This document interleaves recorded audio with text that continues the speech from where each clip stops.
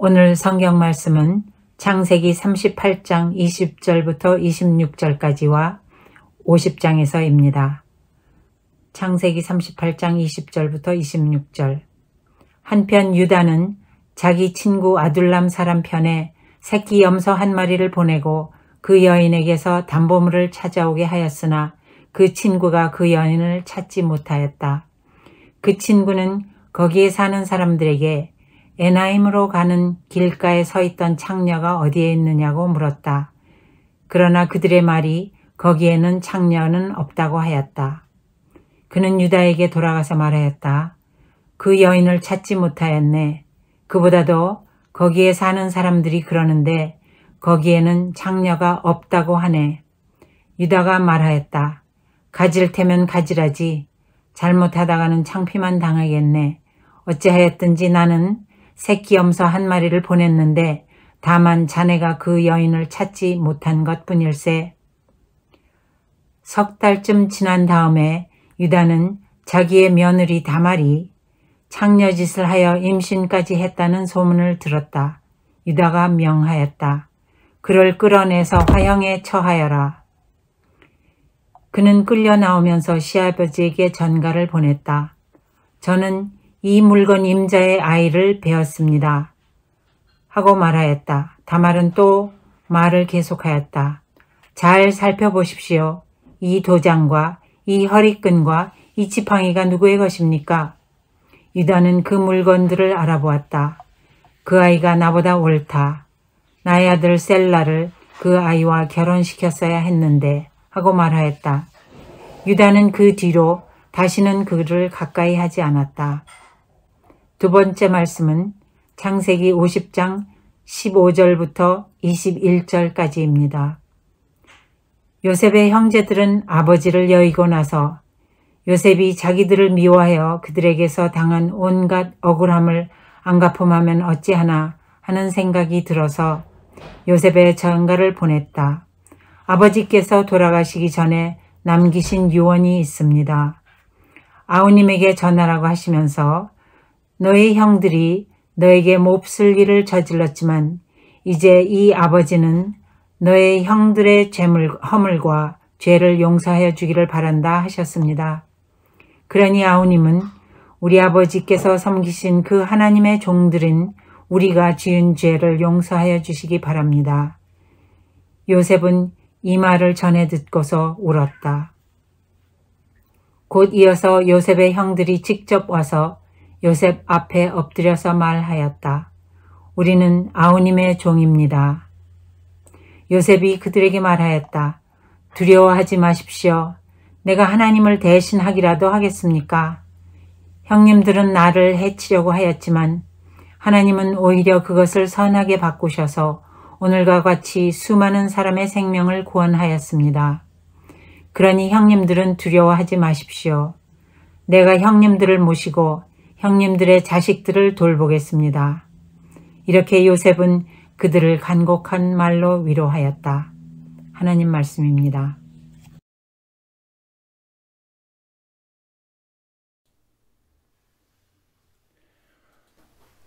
오늘은 공정은 정말 공정한가 시리즈 6번째이자 마지막으로 공정 너머의 공정이라는 제목으로 말씀하겠습니다. 지난 주일에 창세기 38장과 50장의 말씀을 읽었는데 그 얘기는 시작도 못하고 끝났죠. 그래서 오늘 시리즈 마지막 설교로 그 얘기를 하도록 하겠습니다. 자, 지난 주일에 공정 위의 공정이라는 제목으로 전도서와 욥기에서 몇 구절을 읽었습니다. 그리고 이 두 지혜서가 전도서와 욥기가 뭘 말하려고 하는지에 대해서 말씀드렸습니다. 전도서는 권력을 가진 자나 못 가진 자나, 지혜로운 자나 어리석은 자나, 재물이 많은 자나 재물이 없는 자나 모두 죽게 마련이고 종국은 똑같다 이겁니다. 마지막은 똑같다. 죽으면 모든 것이 다 똑같아지기 때문에 차별이 없기 때문에 세상의 모든 일이 다 부질없다고 헛되다고 그렇게 얘기했습니다. 그러니 살아있는 동안 즐겁게 살자. 누리며 살자. 행복하게 살자. 즐겁게 사는 것보다 더 나은 일이 없고 지금 맛있는 거 먹고 포도주 마시면서 즐기는 것보다 더 보람 있는 일은 없다 라면서 건배하자 그랬죠. 이게 전도서입니다. 한편 욥은 그 누구보다 바르게 살고 정의롭게 살고 착하고 선하게 경건하게 살았지만 이유를 알 수 없는 고난과 고통이 그에게 닥쳐왔습니다. 그런 고난을 겪으면서 이 욥은 전도서의 저자처럼 이거 봐, 다 쓸데없어. 경건하게 사는 게 뭐야? 무슨 소용이야? 올바르게 사는 게 무슨 소용이야? 하고 자포자기하지 않고 반대로 왜 내가 이런 고통을 겪어야 하느냐면서 하나님께 대들은 사람입니다. 이 세상에서 벌어지는 모든 일이 하나님이 주관하시고 하나님의 섭리 가운데서 벌어진다고 믿었기 때문에 이런 잘못된 사정도 상황도 하나님께서 만들어낸 것이라고 그렇게 믿었기에 하나님께 대든 겁니다. 따지고 든 겁니다. 내가 뭘 잘못했습니까? 당신 과연 정의로운 하나님 맞습니까? 이렇게 대드는 겁니다. 그래서 욥이 원했던 건 뭐냐면은 이 하나님을 정의와 공정과 진실의 법정으로 소환하는 겁니다. 법정으로 나오라 이겁니다. 거기서 재판해보자 라는 거죠. 그게 욥의 주장입니다. 그러니까 욥이라는 문학 작품은 42장까지 있어요. 욥이 굉장히 긴 책입니다. 근데 전체적으로 보면 하나의 이거는 법정 드라마입니다. 결국 법정에 나오라는 거예요. 욥의 친구들은 증인입니다. 욥이 원고고 피고가 하나님이에요. 그런데 욥도 이미 인식하고 있었던 사실은 뭐냐면은 그 공정의 법정, 진실의 법정의 재판장이 누구냐면 그 또한 하나님일 수밖에 없기 때문에 이 욥이 갈등한 겁니다. 이거 재판해봐야 소용없는 거 아니야? 하나님이 피고인이에요. 하나님이 세상을 잘못 운영하셨어요. 세상은 어떤지 몰라도 적어도 자기 자신에 대한 하나님의 행동은 잘못했다는 겁니다. 그건 공정하지 않다, 정의롭지 않다라는 게 욥의 주장인데, 그래서 하나님을 피고인으로 법정으로 끌고 나왔는데 그 법정의 재판장이 피고인과 동일한 하나님인 거예요.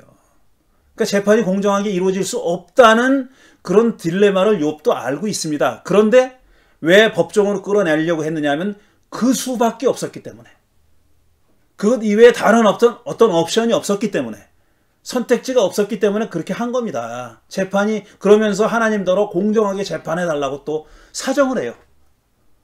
피고인이자 동시에 재판장인 하나님한테 그렇게 사정을 한 겁니다. 이 재판이 제대로 이루어질 수가 없는 거죠. 그래서 결론은 사실 재판의 판결로 끝나는 게 아닙니다.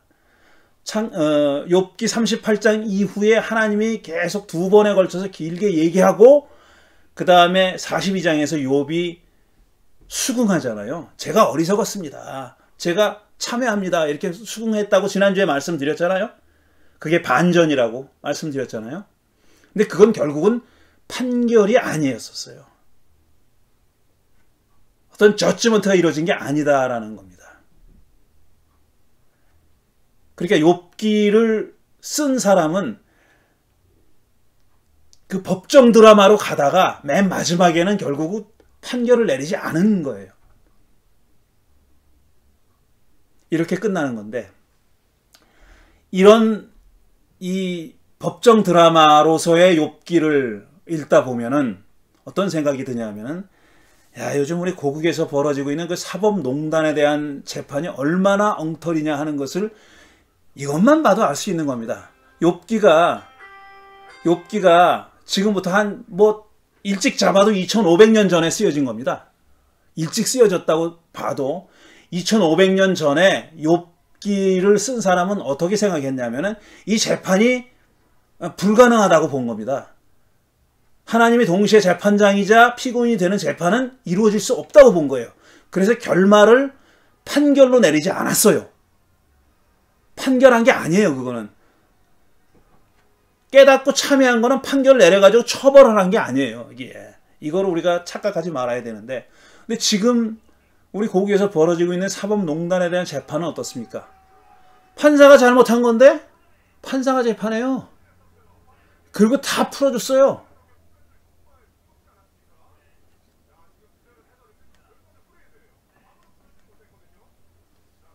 이게 말이나 되냐는 겁니다.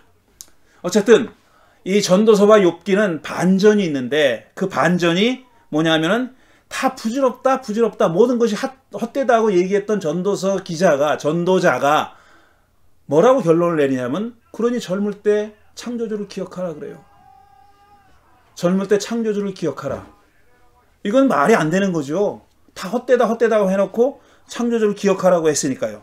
그 다음에 욥기는 또 어떻게 얘기하냐면은 방금 말씀드린 대로 긴 연설을 듣고 나서 뭐라고 결론을 내리면 제가 잘못했습니다. 제가 어리석었습니다. 이렇게 결론을 내리죠. 조금 아까까지 이 하나님 정말 과장해서 얘기하면 멱살을 붙들고 법정으로 나오십시오. 끌어내다시피 했던 그 욥이 그 두 번의 긴 연설을 듣고 나서 제가 어리석었습니다. 죄를 뒤집어 쓰고 참여합니다. 이렇게 결론 내린 거예요. 이게 반전이에요. 근데 이 전도서와 욥기를 전문적으로 다뤄왔던 그 구약 성서 학자들은 오랫동안 이런 터무니없는 반전과 말도 안 되는 결론을 뭐라고 봤냐면은, 어떻게 이해했냐면은, 이 전도서나 욥기나 방향은 다르지만, 서로 주장하는 내용은 다르지만, 둘 다 소위 구약 성서의 정통 신앙으로부터는 굉장히 멀리 떨어져 있는 거죠. 전도서가 야 모든 게 헛되고 헛돼. 대충 살아 이거 아닙니까? 쉽게 얘기하면. 근데 어디 구약 성경에 대충 살아 즐기다가 죽는 거야. 모든 게 헛돼. 이런 사상이 어디 있어요? 없어요. 그건 구약 성서의 야훼 신앙의 정통 신학에 어긋나는 거예요. 욥기도 마찬가지입니다. 욥기도 어디 누가 감히 하나님께 불경스럽게, 제 표현이지만 하나님의 멱살을 잡고 재판정으로 끌어내는 사람이 없습니다. 욥 말고 그런 존재가 구약 성서에 존재하지 않아요. 그런 분이 존재하지 않아요. 그런 사람은 없어요. 그러니까 욥기도 사실 그 기본적인 내용은, 주제는 뭐냐면 구약 성서의 정통 신앙하고 너무 반대편에 서 있는 거예요. 전도서도 욥기도 똑같아요. 그러니까 이 구약 성서를 또 전도서나 욥기를 최종적으로 편집한 분들이 야 이거 이대로 놔둬서는 안 되겠다. 이거 굉장히 오해의 여지가 있어. 오해의 소지가 있어. 정말 이렇게 야훼 신앙이 이런 거라고 믿으면 어떡하지? 욥처럼 모두 하나님의 멱살을 잡으려고 그러면 어떡하지? 이런 걱정 끝에 창조주를 기억하라. 제가 잘못했습니다. 이런 내용을 살짝 끼워 넣었다. 이렇게 생각해 왔습니다. 지금은 그렇게 생각하지 않아요. 근데 뭐 불과 수십 년 전까지만 해도 그렇게 해석하는 사람들이 대다수였었어요. 그게 정설이다시피 했습니다. 왜 전도서가 이렇게 막 헛되다고 얘기하다가 갑자기 창조주를 기억하라 그러냐 하면은 그게 너무나 지나치게 나간 얘기니까, 돌이킬 수 없이 너무나 지나친 레디컬한 그런 비정통 신앙이니까 그걸 어떻게든지 중화해 보려고. 욥기도 마찬가지고. 그래서 그런 내용을 집어넣었다라고 그렇게 주장해 왔는데 요즘은 그렇게 생각하지 않고, 물론 저도 그렇게 생각하지 않습니다. 그런데 제가 그냥 사상으로만, 신학적으로만 그렇게 알던 그런 내용들을 정말 피부로 이래서 이랬구나라고 느끼게 해준 분이 바로 지난주에 설교 맨 마지막에 인용했던 황현산 선생의 글이었습니다. 전혀 색깔이 다른 글이고요. 그분은 제가 짐작하기에 뭐 그리스도인인지 아닌지 모르겠어요. 아닌 것 같아요. 그런 것 같지 않아요. 그런데 그분이 그리스도교 신앙과는 전혀 무관하게 쓴 글인데 그 조그만 조각글을 보고 저는 이 생각을 하게 된 겁니다. 이런 거였구나. 왜 전도서와 욥기의 저자가 갑작스러운 짧은 반전을 마지막 부분에 가서 그렇게 반전이 되는 얘기를 했을까? 오랫동안 학계에서 생각한 것처럼 너무 지나치게 나간 비정통적인 신앙을 중화하기 위해서가 아니다 하는 생각을 하게 된 겁니다. 제가 마지막에 인용한 대목이, 지난주 설교의 마지막 인용한 대목은 이런 겁니다. 제가 다시 한번 읽어드릴게요. 여러분은 지금 화면에 보실 수 있습니다. 이 신들은 우리와 함께 살아왔고 우리와 함께 그 영검이 깊어졌으며 또한 우리 운명의 많은 부분을 지배했다. 그것들은 우리와 숨결을 교환하고 냄새를 교환했다. 그것들은 우리의 고독한 몸을 세상의 만물과 이어주는 연결선이며 그렇게 맺어온 관계의 흔적들이며 세상과 사랑을 나눈 내력들이며 우리 마음속 깊은 곳에 남은 기억의 시간들이었다. 이 대목을 인용했습니다. 처음 시작을 이 신들은 그랬죠. 복수입니다. 이 신들은 이 복수 표현이 신들이라고 하는 복수 표현이 걸리는 분들이 있을 겁니다. 왜? 그리스도교는 유일신교니까. 유일한 하나님을 믿는 종교니까 내 앞에는 다른 신을 두지 말라라는 십계명의 첫 번째 계명이 가장 중요하다고 그렇게 믿는 종교니까 신들이라고 하는 복수적인 표현이 아마 걸릴 겁니다. 불편하실 분들도 계실 거예요. 그런데 저는 이렇게 말씀드리고 싶어요. 그러지 마시라고. 불편해하지 마시라고. 왜냐하면은 언제나 중요한 건 형식보다 내용입니다. 어떤 form보다 substance가 중요한 거예요. 형식보다 내용이 중요한 거예요. 유일신교, 일신교, 다신교 이것들이 다 신의 숫자만의 문제는 아닙니다. 다신교는 여러 신을 믿는 종교고 일신교는 신이 여럿 있는데 나는 요 신만을 믿겠다. 이게 일신교고 유일신교는 뭐냐면 신들이 하나밖에 없지 뭐 다른 건 다 가짜야. 이게 유일신교잖아요. 이게 단순하게 신들의 숫자만 가지고 따지는 건 아니에요. 그건 굉장히 철학적인 차이가 있고 신학적인 차이가 있는 거예요. 사실상 신의 숫자는 신이 숫자가 다수냐 아니면 단수냐 하는 거는 그리 큰 문제는 아니에요. 그건 결정적인 문제가 아니에요. 문제는 그 신념의 신앙의 내용입니다. 우리가 유일신교로 그리스도교를 믿는다고 하면서 사실상 다신교를 믿는 사람들이 얼마나 많은지 몰라요. 저 그걸 욕하자는 게 아니에요. 그 현실이 그렇다는 겁니다. 우리가 일신교를 믿는다고 주장한다고 해서 그 사람이 유일신교 신앙인이 되는 건 아니에요. 물론 제가 지금 유일신교는 더 고차원적이고 다신교는 낫다 이런 게 아닙니다. 내 말하는 것과 내용이 다를 수 있다는 거예요. 그러니까 지금 황현산 선생이 신들이라는 복수 표현이 나는 그리스도인이니까 불편해. 이거는 이 말은 듣지 말자. 이러지 말자는 겁니다. 내용을 들어보자는 얘기예요. 내용을 들어보자는 그런 뜻입니다. 제가 지난주에는 그리고 방금은 일부만 인용했어요. 그런데 그 앞뒤의 글을 더 읽어보면은 이 양반이 무슨 말을 하려는지 좀 더 피부에 와 닿습니다. 앞뒤의 글을 좀 인용해 볼 텐데요. 지금 이 황현산 선생이 얘기하고 있는 신들은 말하자면 뭐냐면은 우리 민간신앙의 신들이에요. 그리스도인들이 오랫동안 또 그리스도인 아니라도 미신이라고 믿었던 미신이라고 사실 낮춰봤던 그런 민간신앙의 신들을 얘기하는 겁니다. 근데 얼마나 그 글이 정겹고 살갑고 내용이 깊은지 몰라요. 제가 그 전후의 글을 또 인용해 보겠습니다.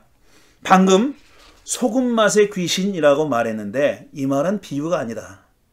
흙에 따라 계절에 따라 소금 맛의 미묘한 차이를 만드는 조화의 귀신이 갯벌과 바람 속에 숨어 있고 어른들은 그 귀신과 내통을 하고 있었으니 그들 역시 귀신이 아닐 수 없다.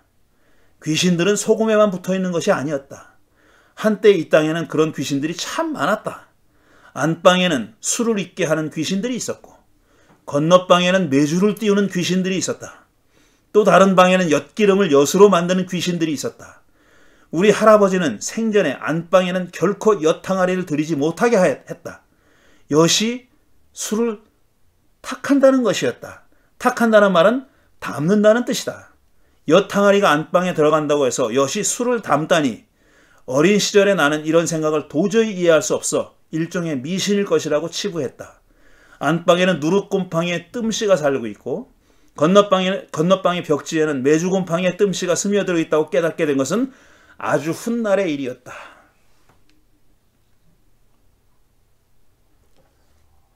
참 맛깔나는 글 아닙니까? 가히 이 황현산 선생이 저 산문의 어떤 저 경지에 올라서신 분이라는 그런 평가를 많이 하는데 과연 그렇습니다. 이렇게 맛깔나는 글을 쓸 수 있는 분이 일찍 돌아가셔서 참 아깝습니다. 제가 이 글을 읽고 저는 어쩔 수 없이 구약성서를 공부하는 사람이기 때문에 그게 떠오른 거예요. 오랫동안 제가 이 피부로 느끼지 못했던, 학설로서는, 티오리로서는, 이론으로서는 알겠는데, 그러니까 전도서나 욥기 같은 책의 반전이 너무나 어긋나간 비정통신학을 어떻게든지 중화해보려는 노력이 아니다라는 건 알겠어요. 그러면 뭐냐? 그러면 왜 그런 반전을 그렇게 부록처럼 붙여놨을까? 거기에 대한 대답이 이 피부에 와닿지 않았거든요. 그걸 설명하는 학자들의 말이 피부에 와닿지 않았어요. 그런데 불현듯 저는 이 글을 읽고 섬광처럼 그런 깨달음이 온 거예요. 이게 뭐냐면은 그 사람들이 부록처럼 붙인 거는 뭐냐면은 중화시키려고 한 게 아니라 자기들이 말로 표현하기 어려워서 그랬다. 저는 이렇게 봅니다. 그 앞의 내용들은 굉장히 논리적이에요. 전도서를 읽다 보면 빠져들어갑니다. 맞아, 헛돼. 맞아. 지금 이 순간을 최대한으로 즐기는 게, 행복하게 사는 게 최고야. 만난 거 먹고 좋은 사람 만나서 얘기하고 사랑을 나누고 맛있는 포도주 마시고, 이것보다 더 생애 즐거운 일이, 의미 있는 일이 뭐가 있어. 빠져 들어간다니까요.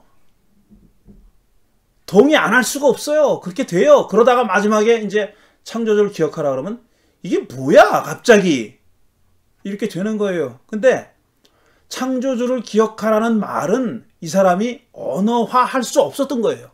왜 그런 말을 하게 됐는지 하는 것을 말로 설명하기가 힘들었던 거예요. 욥기가 하나님이 긴 연설을 했는데, 하나님의 긴 연설은 뭐 아시는 분은 알겠지만 모르시는 분은 할 수 없어요. 안 읽어보신 분은. 그건 욥이 제기했던 질문에 대한 직접적인 대답이 아닙니다.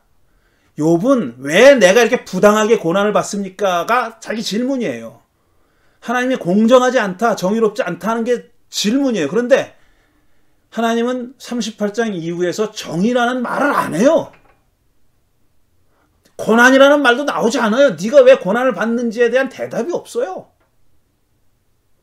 그런데 욥은 맨 마지막에 깨달은 척한 게 아니라 진짜 깨달았다고 하나님 앞에 자기가 참여한다고 얘기한 거예요. 근데 그 과정은 사람이 말로 표현하기 힘든 거예요. 왜냐하면은 사실 그게 종교적인 말로 하려고 했기 때문인지도 모릅니다.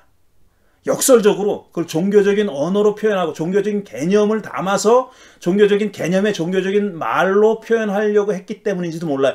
차라리 황현산 선생 같이 이렇게 표현했으면 더 표현하기 쉬웠을지도 모릅니다. 저는 이 황 선생의 글을 읽고 생각한 게 이거예요. 왜 전도자와 욥이 그렇게 반전을 했느냐? 그들의 반전은 정말 그들의 삶의 경험에서 나온 거예요. 그건 누가 책상 머리에서 머리 좋은 놈이, 지혜 많다고 하는 놈이 이렇게 만들어낸 게 아니에요. 생각으로 만들어낸 게 아니에요. 그렇게 설명하기 힘든 거예요. 자기가 매일의 삶의 경험에서 조금씩 경험한 겁니다. 그러면서 깨달은 거예요. 근데 그러니까 말로 할 수가 없지. 그거를 어떻게 설명을 해요? 설명을 못 하는 거예요. 설명을 이 선생처럼 할 수 있어요. 황현상 선생. 자기 조상들은, 자기 할아버지는 온 세상이 귀신들의 세상인 거예요. 온 천지가 귀신들의 세상인 거예요. 사랑방에 가면 거기 귀신이 있고, 안방 가면 안방 귀신이 있고, 부엌에 가면 부엌 귀신이 있고, 화장실 가면 변속관에 가면 변속관 귀신이 있는 그런 세상에서 살았다 이거예요. 매일 느끼는 게 귀신들의 존재인 거예요. 일순간 그들과 대화를 안 하고 살아본 적이 없는 겁니다. 그래서 심지어는 황 선생이 얘기하잖아요. 그들도 귀신이었다고. 그러니까 신과 사람이 일체가 된다는 것은 대단히 고상한 일이 아닙니다. 무슨 대단히 차원이 높은 철학적인 그런 단계에서, 신비한 단계에서 일어나는 일들이라기보다는 뭐 그런 사람도 있겠지만 이렇게 일어나는 거예요. 이렇게. 누룩처럼. 곰팡이처럼 일어나는 거예요. 제가 또 책 광고 하나 할게요. 시골 빵집에서 잡아놓는 굽다. 일본 사람이 쓴 책입니다. 이 책 내용을 길게 설명할 수 없어요. 시골 빵집에서 잡아놓는 굽다라는 책이에요. 책 제목만은 제가 분명히 말씀드리죠. 빵 굽는 얘기를 하는 거예요. 빵 굽는 얘기. 근데 이 사람은 이제 당연히 기독교인이 아닙니다. 일본 사람이고 기독교인이 아닌데 이 사람에게 천연균이라는 것은 대기에 그냥 떠돌아다니는 균이에요. 그게 바로 지금 황 선생이 얘기하고 있는 정주간에도 있고 사랑방에도 있고 안방에도 있고 부엌에도 있는 바로 그 귀신들이에요. 그걸 이 사람은 천연균이라고 얘기했어요. 빵을 부풀게 하는, 가만 놔둬도 부풀게 하는, 빵이 되게 하는, 반죽을 빵이 되게 하는 그 뭔가가 있다는 겁니다. 저도 끝까지 다 읽어보진 않았기 때문에 더 이상 얘기할 수는 없지만 똑같은 내용이에요. 자, 오늘 우리가 창세기 두 군데를 읽었습니다. 창세기 38장 이야기, 유다와 다말 이야기. 유다에게 아들이 셋이 있습니다. 근데 다말은 큰 며느리예요. 엘이라고 하는 큰 아들과 결혼했어요. 그때 그 밑에 동생은 오난하고 아셀이라는 두 아들이 또 있어요. 셀라, 아셀이래. 셀라. 그러니까 엘, 오난, 셀라 이 세 아들이 있는데 다말은 큰 아들 엘의 와이프가 됐어요. 근데 어찌된 일인지 큰아들이 죽었어요. 자손을 만들어주지 못하고 죽었어요. 근데 옛날에는 어떤 법이 있었냐면, 그 시대에는 어떤 법이 있었냐면은, 이렇게 자손을 낳지 못한 며느리가 소박을 맞기 딱 맞잖아요. 그러니까 그걸 막기 위해서, 그러니까 며느리의 생존을 위해서, 며느리의 권리를 위해서, 며느리의 사실 생존을 위해서죠.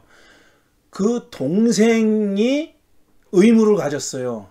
형수와 동침을 해서 자식을 낳게 해주는 의무가 있었습니다.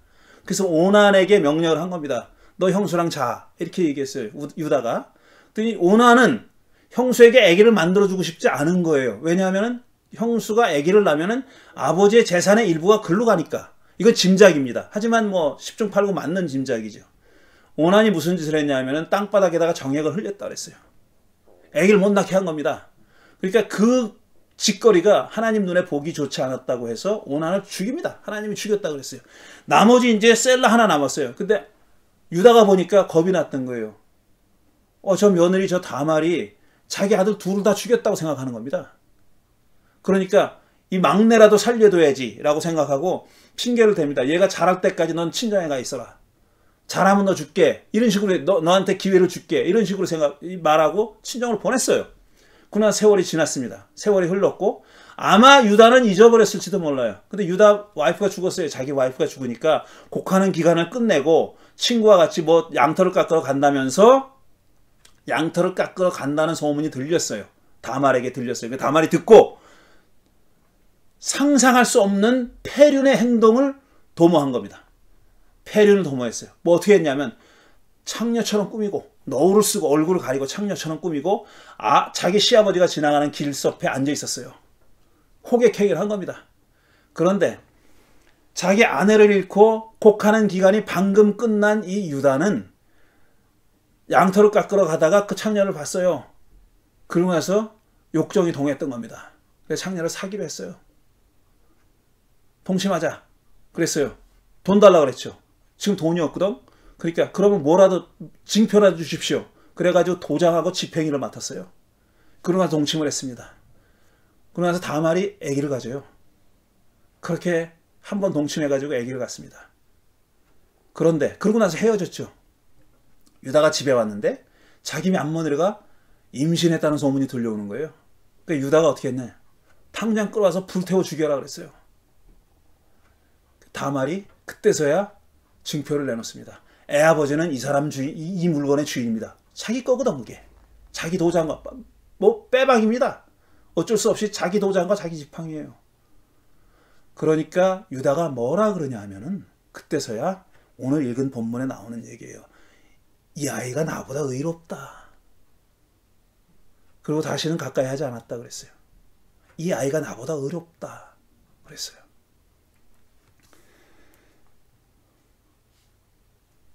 다말이 한 짓은 천하에 둘도 없는 폐륜입니다. 구약성서 시대라고 해서 시아버지랑 동침하는 게 허용됐다. 그건 말도 안 되는 거짓말이에요. 사실이 아니에요. 그땐 다 콩가루 집안이었다. 아닙니다. 그게 어느 족속보다 더 그 경계가 분명했던 것이 구약성서고 이스라엘 사람들이에요. 절대로 허용할 수 없는 일입니다. 시아버지가 며느리랑 자 말도 안 되는 거 다 죽어야 되는 겁니다. 그런데 그 일을 도모합니다. 다말이. 그것도 창녀짓을 해가지고. 죄가 곱빼기 제곱빼기가 된 거예요. 자기 아버지랑 동침할 작정을 했고 그것도 창녀짓을 했으니까 뭐 계명을 몇 개나 어긴 거예요. 공정, 정의로 따지면은 다말은 정의의 정자도 못 내미는 사람입니다. 그런데 유다가 뭐라 그랬어요? 얘가 나보다 정의롭다 그랬어요. 얘가 나보다 정의롭다. 저는 이 이야기를 전한 구약성서가 이스라엘 사람들이 굉장한 삶의 경험이 담겨 있다고 생각합니다. 여기에는. 이런 정말 극악한 폐륜의 이야기를 이렇게 아무렇지도 않게 아는 듯이 전했을 때는 굉장한 어떤 그 소위 우리가 얘기하는 공정에 대한 깊은 성찰과 그게 삶에서 어떻게 성취돼야 하는지, 어떻게 실현돼야 되는지에 대한 깊은 어떤 그 성찰이 없이는 이런 얘기가 전해질 수 없었다고 생각해요. 그런 성찰의 내용이 전혀 포함되어 있지 않지만 우리 본문에는 행간이 그렇게 되어 있다는 겁니다. 행간에 그런 얘기가 드러나 있어요. 창세기 50장은 또 어떻습니까? 요셉이라고 야곱의 11명의 아들 중에 제일 막둥입니다. 이 친구가. 제일 막둥인데 어려서 그런지 철이 없어요. 아버지가 자기를 편애하는 거예요. 그랬더니 뭐 끝간데 없이 올라왔죠. 형님들과 아버지가 제게 절을 합시다. 이런 꿈을 꿨습니다. 바보죠, 바보. 그런 꿈을 얘기를 했으니까. 형들이 얼마나 화가 났겠어요. 아버지도 또 마음이 편했겠습니까? 결국 어떻게 합니까? 형들이 그 막내를 죽일 작정을 해요. 죽이려고 했습니다. 그러다가 한 형제 하나가 야 죽이는 건 너무하지 않냐? 그래가지고 장사꾼한테 팔아먹어요. 종으로. 그래가지고 에집트로 팔려가서 우여곡절을 겪어서 이제 수상이 되는 겁니다. 총리 대신 된 거예요. 그러다가 가나안에 흉년이 들어가지고 다 죽게 생겼어요. 그러니까 이 요셉의 형들이 식량을 구하러 에집트로 왔어요. 근데 딱 보니까 자기 형들이야. 요셉이 보니까.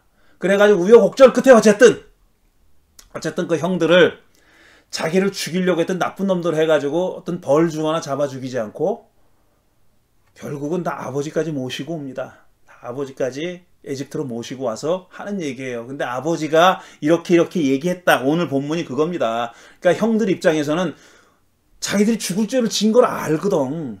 자기 막내를 팔아먹으려고 했으니까, 아니 죽이려고 했으니까. 자기들이 공정과 정의로 따지자면은 자기들이 이미 죽은 목숨입니다.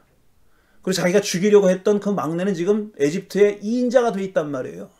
자기 죽게 생긴 거죠. 그러니까 자기 아버지 유언을 이렇게 얘기하는 겁니다. 살려달라는 얘기죠. 그렇게 유언을 했는지 안 했는지 알 게 뭐예요. 그렇게 얘기합니다. 그런데 요셉이 뭐라고 얘기합니까? 그렇게 하지 마시라고. 이거 다 하나님이 하신 일이라고 그렇게 얘기했어요. 요셉이 꽤 괜찮은 녀석이에요. 맞아요. 근데 저는 어떤 생각을 하냐면 이게 요셉 개인의 얘기가 아니다.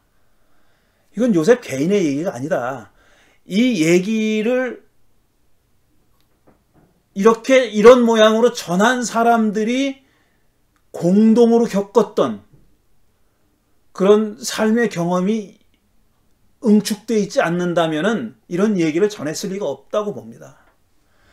근데 그 얘기는 뭐냐면 결국은 알게 모르게 이 사람들도 안방에는 안방 귀신, 건너방엔 건너방 귀신, 부엌에는 부엌 귀신, 변소에는 변속간 귀신이 있고, 술을 잊게 하는 귀신이 있고, 메주를 뜨게 하는 귀신이 있고, 소금의 맛을 다른 맛을 내는 귀신이 있다고 믿었던 그 사람처럼, 그런 사람들처럼 알게 모르게 자기의 일상생활에서 그런 그 신을 경험한 거예요. 그랬기 때문에 이런 이야기가 전해지는 겁니다. 저는 이게 중요하다고 봐요. 이렇게 일상에서 신을 경험하는 사람들, 일상에서 신을 경험하면서 어떤 것은 너무나 당연하게 여기고 어떤 것은 깜짝깜짝 놀라는 사람들. 어머나, 이게 뭐야? 아, 이런 거였어? 이러면서 깜짝깜짝 놀라고 잠시라도 멈춰서서 이렇게 그 일에 대해서 생각해보는 사람들 있잖아요. 그런 사람들은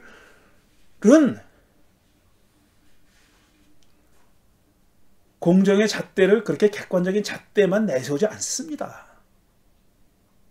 유다가 그랬던 것처럼, 유다가 잘한 거 하나도 없지만 유다가 그렇게 해도 얘가 나보다 훨씬 의롭다.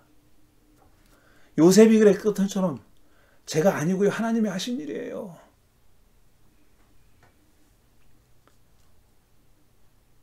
저는 그렇게 돼야 된다고 생각해요. 아, 그러면 야, 무슨 한국 사람들이, 아니 어떤 나라든지 간에 무슨 그게 기독교가 국교라고 쳐도, 그런 나라도 아니지만 국교라고 쳐도, 국교라고 한들 모든 사람들이 크리스찬이 돼서 네가 얘기하는 것처럼 그렇게 일상에서 누룩귀신 만나듯이 하나님과 만나면서 그렇게 하겠냐? 그러지 않지 않느냐? 그러니까 공정 너머의 공정을 그들에게 기대한다는 것은 무망한 일 아니냐? 저는 그런 분들을 위해서 황현산 선생 같은 분이 계시다고 생각하는 거예요. 이게 얼마나 정겨워요. 그건 신이 있다고 믿든 없다고 믿든 간에 이렇게 생각하는 겁니다. 우리 할아버지들이, 우리의 조상들이 그렇게 생각했듯이 우리도 그렇게 생각했으면 좋겠어요. 어디 가도 뭔가가 나를 지켜보는 분이 있고 내 생활에 밀접하게 관여하고 대화하고 끼어들고 나와 동화되는 그런 존재가 있다라는 생각을 좀 하고 살았으면 좋겠다는 거죠. 내 아래는 전혀 내려다보지 않고 위에만 바라보면서 저놈 공정하지 않아? 물고 늘어져야지. 저놈 때문에 내가 이렇게 불공정한 삶을 사는 거야? 라고 하지 말고, 그렇게 하지 말고, 매일의 삶에서 불공정이라는 귀신과 맞닥뜨리며 사는 사람들의 형편도 좀 생각하며 살아보자. 그 얘기가 하고 싶었던 겁니다. 그리고 저는 전도서든 욥기든, 아니 구약성서 전체가, 그리고 황 선생의 그 글이 이 얘기를 하고 있다고. 그분들이 말하고 싶은 거는 이것이었다고, 그렇게 저는 믿습니다. 이것으로 공정이 정말 공정한가? 라는 시리즈 설교를 마치도록 하겠습니다. 잠시 묵상하는 시간 갖겠습니다.